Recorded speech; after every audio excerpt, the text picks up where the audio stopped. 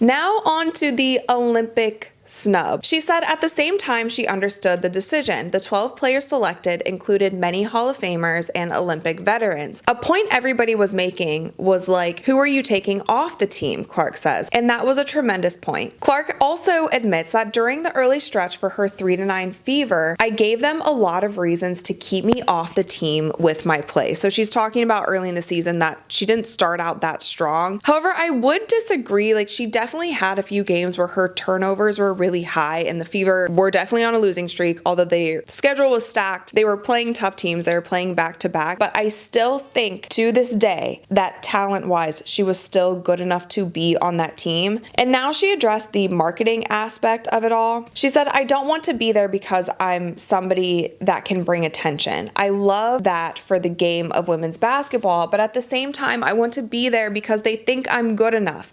I don't want to be some little person that is kind of dragged around for people to cheer about and only watch because I'm sitting on the bench. That whole narrative kind of upsets me because that is not fair. It's disrespectful to the people that were on the team that had earned it and were really good. It's also disrespectful to myself. And I get what she's saying here. And there were some media people who were dying on that hill that was saying, even if she sucked, even if she was the worst player in the WNBA, you still need to take her because of her marketability. While I think that that is an argument that adds to the appeal of putting her on the team, I never thought the Olympic Committee, the Olympic Selection Committee, was truly honest about the players that they had selected. They said that they selected the 12 best players in the WNBA, and I don't think that that was true. They didn't select the 12 best players. I think they selected some players for their legacy, including players like Diana Taurasi. They selected some because of their leadership, because they had been there before.